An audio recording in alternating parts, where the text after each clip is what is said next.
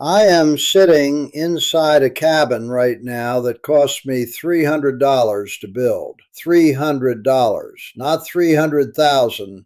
300. I built every inch of it with my own hands 19 years ago on a ridge in the Bitterroot Mountains of Montana. It has no foundation poured by a contractor, no lumber from a hardware store, no nails from a factory, and it has survived 19 winters, including the February of 2019 when the temperature dropped to 38 below zero and stayed there for 11 days straight.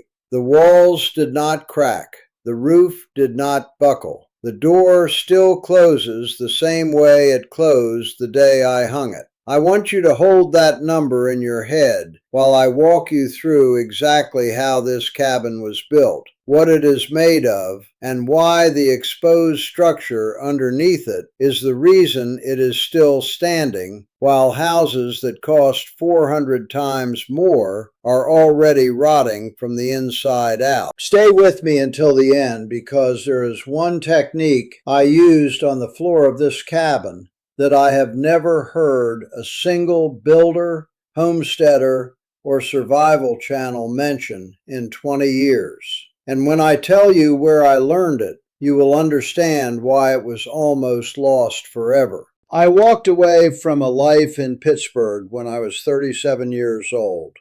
I had been an iron worker for 14 years. I knew how steel behaved. I knew how concrete cured. I knew how buildings went together because I had spent my adult life putting them together for other people. What I did not know was how to build something for myself with nothing, and I mean nothing. When I drove into Montana in the spring of 2005, I had $1,400 in my pocket, a truck that was burning oil, and 40 acres of raw mountain land I had bought for back taxes. No road to the property, no well, no electricity within 9 miles. The nearest town was a 90-minute drive on a dirt logging road that washed out every spring. I spent the first 2 months sleeping in the bed of my truck under a tarp, and every single morning I walked the land trying to figure out how to build a shelter before the first snow. That is when the mountains started teaching me things that 14 years in construction never did. The first lesson was about trees, not lumber, trees. There is a difference that the building industry has spent 150 years trying to make you forget. A 2x4 from a lumber yard is a piece of wood that has been cut green, kiln dried at high temperature to remove moisture fast, and shipped to a store where it sits wrapped in plastic. That process saves the mill time and money. It also destroys the structural integrity of the wood. Kiln drying at high heat causes case hardening. The outer shell dries and locks, while the interior remains wet. Over months and years, the interior continues to shrink. The board warps, it twists, it cracks along the grain. This is why modern framed walls develop gaps within 5 years. This is why drywall cracks. This is why doors stop closing properly in houses that are barely a decade old. The wood was murdered in a kiln before it ever reached the job site. A standing dead tree on a mountain ridge has gone through a completely different process. It died naturally. It dried slowly over years in open air at ambient temperature. The moisture left the wood evenly from the outside in. No case hardening, no internal stress. The grain stayed straight. The fibers stayed intact. A standing, dead lodgepole pine that has been air drying on the ridge for 3 or 4 years is structurally superior to anything you can buy at any price from any lumber yard in America. And it costs nothing. It is standing there waiting for you to walk up to it with a saw. I felled 47 standing dead lodgepole pines for this cabin, every single one within a half-mile of the building site. I dragged them to the clearing by hand using a rope and a come-along winch I bought used for $40. That was my single biggest expense, $40 for the come-along, $12 for a new bow saw blade.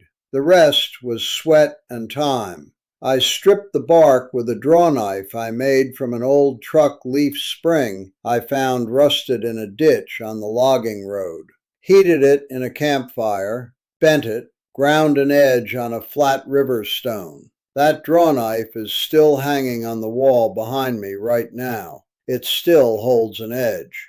The logs I selected were between 6 and 9 inches in diameter, not uniform. That was deliberate. The old mountain builders, the trappers and prospectors who built shelters in these ranges 150 years ago, never used uniform logs. They selected logs of varying diameter and placed the thickest ones at the base where the load is greatest, and the thinnest ones at the top where the load is lightest.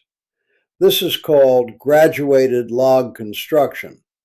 It follows the same engineering principle as a stone arch. The structure gets lighter as it rises. The weight distribution is natural, progressive, and self-stabilizing. A cabin built this way does not need a single metal fastener to hold itself together. Gravity does the work. The joints are where most people make their first mistake.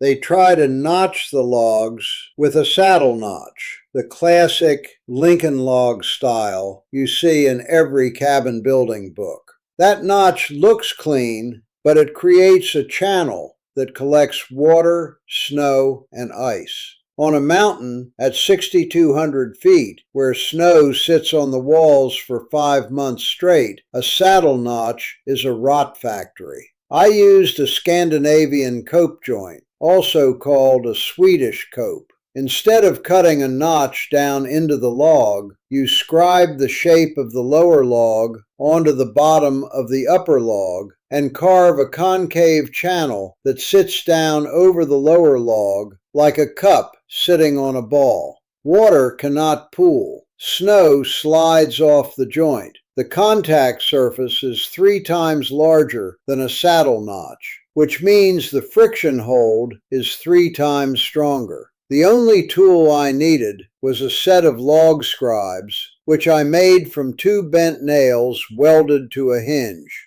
Cost me nothing. The entire corner joint system cost me nothing. Every joint in this cabin was cut with a draw knife made from a leaf spring and a set of scribes made from bent nails. And every joint is tighter today than it was 19 years ago because wood shrinks as it ages, and a cope joint tightens as the wood shrinks. A saddle notch loosens. That is the difference between a cabin that lasts 15 years and one that lasts 150. Between the logs, I packed a chinking material made from a mixture I dug, mixed, and applied myself.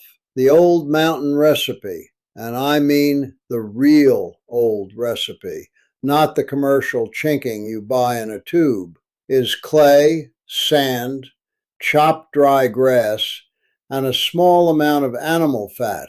I used rendered deer tallow from the first buck I took that fall. You mix the clay and sand at roughly a 3-to-1 ratio. Add the chopped grass for tensile strength, the same way rebar works in concrete, and work in a small amount of melted tallow, which makes the mixture water resistant when it cures. I packed this into every gap between every log, using my hands and a flat piece of bark as a trowel. 19 years later, I have reapplied chinking exactly twice, both times on the north wall where the weather hits hardest. A tube of commercial synthetic chinking costs $14 and covers about 12 linear feet. I chinked this entire cabin for the cost of an afternoon of digging clay from a creek bank 200 yards from where I am sitting. The foundation is where people spend the most money on a conventional build and where I spent the least. I did not pour concrete. I did not use cinder blocks. I used what the mountain gave me. There is a rock slide field about a quarter-mile north of here where the mountain shed a wall of granite sometime in the last 1,000 years. Flat stones, heavy, dense, the kind of rock that laughs at water and frost. I hauled 34 of them to the building site on a makeshift sled, which was 2 saplings lashed together with paracord. Each stone weighed between 80 and 200 pounds. It took me 3 weeks. I set them in a trench I dug 18 inches deep below the frost line at this elevation on a bed of gravel I collected from the creek. The stones are dry stacked, no mortar, shimmed tight with smaller flat stones between them. This is a rubble trench foundation. It predates concrete by about 8,000 years. Frank Lloyd Wright used it under several of his most famous buildings because he understood what the ancient builders understood. A rubble trench does 2 things that a poured concrete foundation cannot. First, it drains. Water passes through the gravel and between the stones and exits downhill. A concrete foundation is a bathtub. It holds water against itself, and over decades, that water finds its way through micro cracks and begins destroying the structure from below. The American Society of Home Inspectors estimates that 60% of American basements have moisture problems. 60%.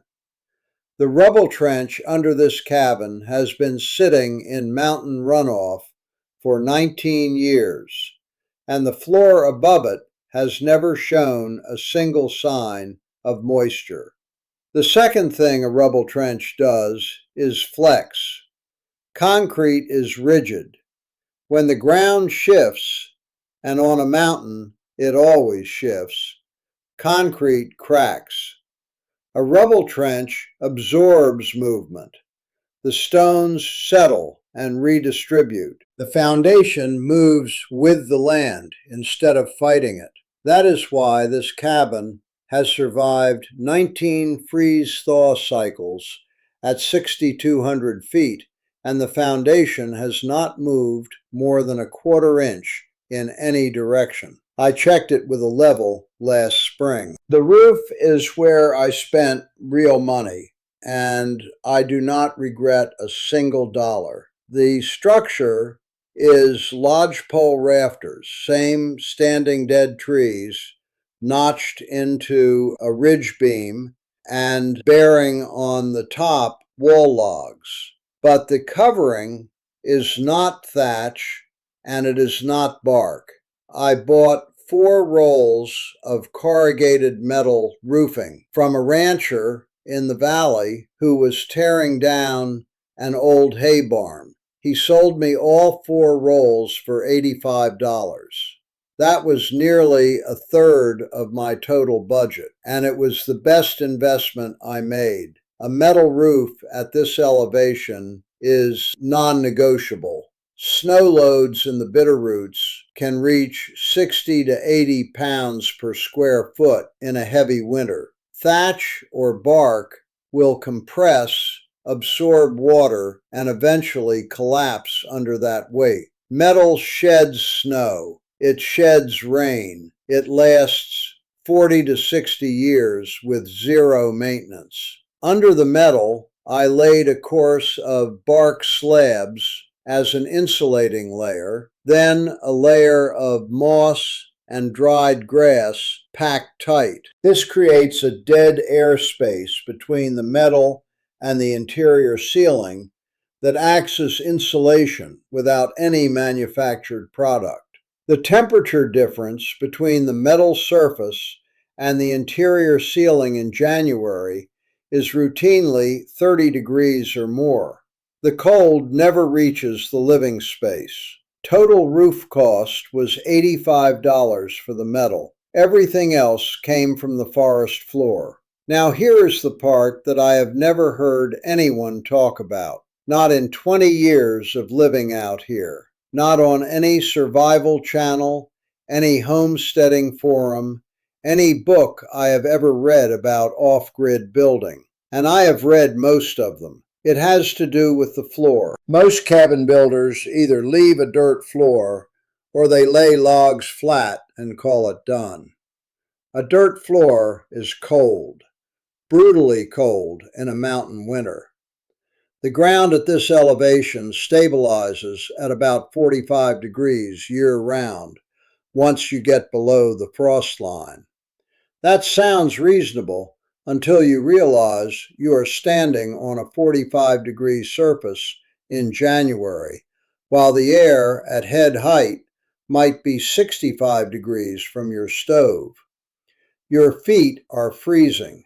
Your body is dumping heat downward into the earth constantly. You burn more wood. You never feel truly warm. A flat log floor is better, but it creates its own problem.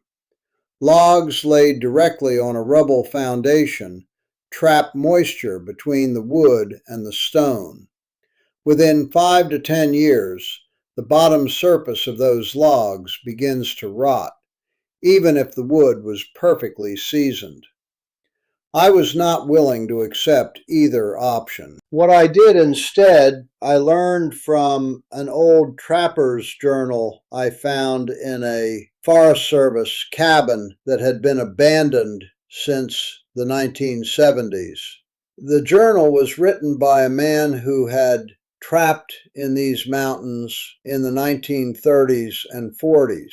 Most of it was trapping records, weather notes, the kind of thing you would expect.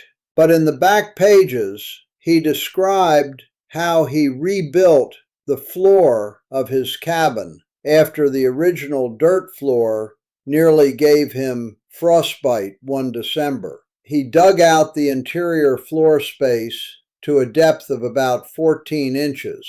He filled the bottom 8 inches with river rock, round stones between the size of a fist and a grapefruit, loosely packed so air could move between them. On top of that, he laid flat stones as a cap. Then he built a small channel from the south-facing base of the exterior wall down into the rock bed at a slight downward angle. On the north interior wall, he cut a small vent hole at floor level. What he had built was a passive air circulation system under the floor. During the day, sun-warmed air entered through the south channel, passed through the rock bed where the stones absorbed and stored the heat, and the cooler air exited through the north vent.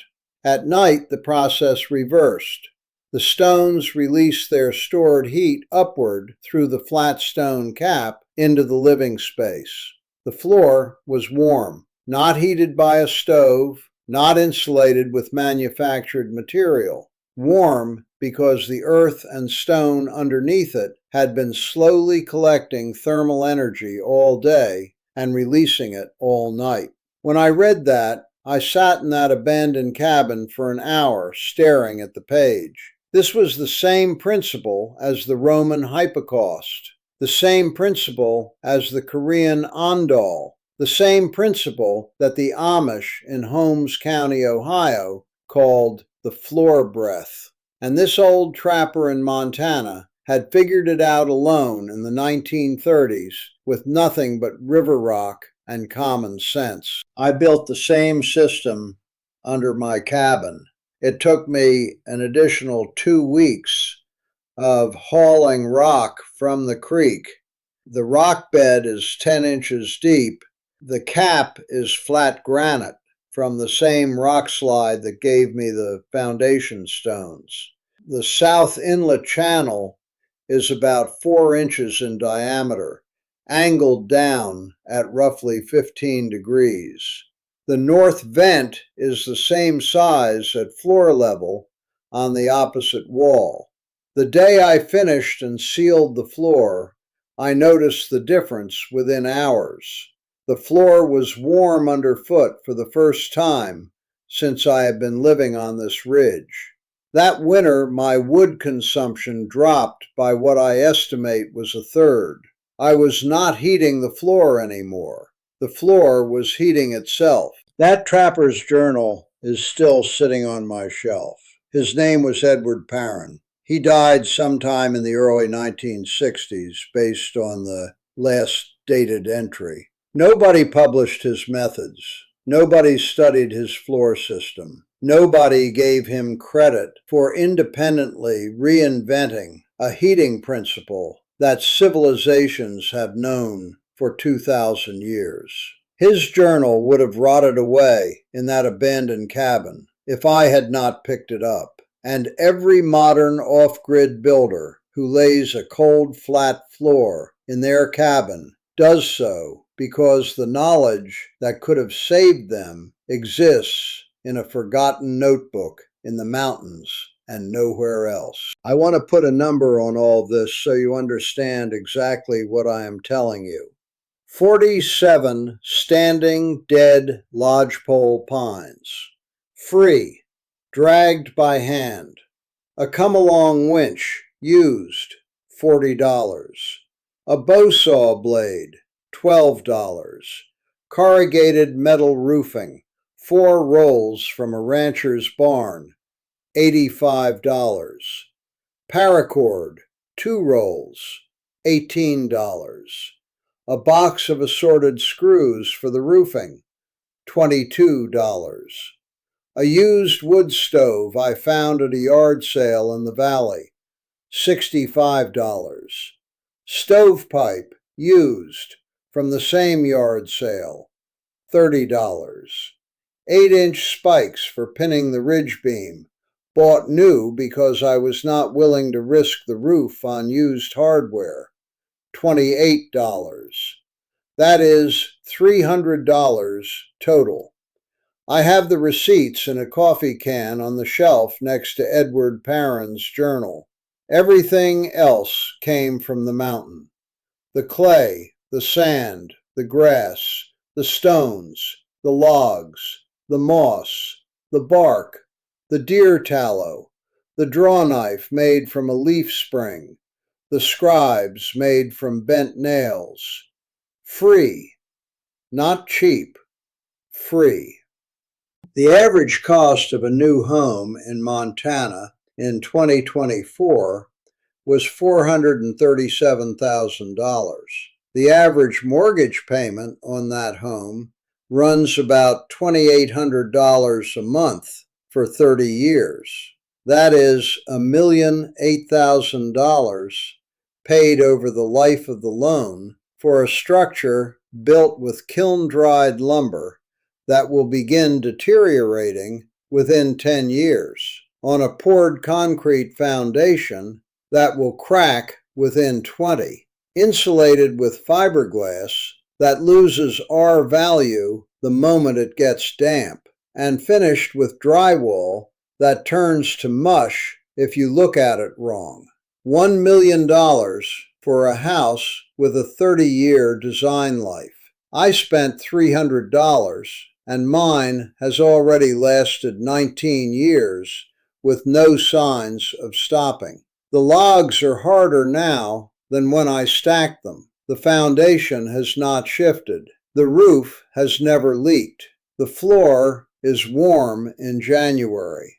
No mortgage, no payment, no bank, no insurance company, no building inspector has ever set foot on this property because there is no road for them to drive on, and I have never invited one. I am not telling you to do what I did. I am not telling you to walk away from your life and build a cabin in the mountains. That would be ridiculous advice from a man you have never met. What I am telling you is that the thing they told you was impossible. The thing they told you required $400,000 and a 30-year loan and a team of licensed contractors and engineered plans stamped by a professional. That thing is sitting right here around me. I built it alone. I built it for $300, and it is going to be standing on this ridge long after I am gone. The question I want to leave you with is simple. If a man with a saw, a draw knife, and $300 can build a structure that outlasts a $500,000 home, what exactly are you paying for when you sign that mortgage? Think about that. Really sit with it, because the answer is not what they told you it was. If you are the kind of person who has ever looked at a bill, a mortgage statement, a property tax assessment, and felt in your gut that something about this system is designed to keep you dependent, you are not wrong, and you are not alone. Tell me in the comments what you would build if money and permission were not part of the equation. I read every single one. The next video goes deeper. The heating system inside this cabin runs on 2 logs a day and has not cost me a cent in 19 years. The energy industry does not want you to know how it works. I am going to show you anyway.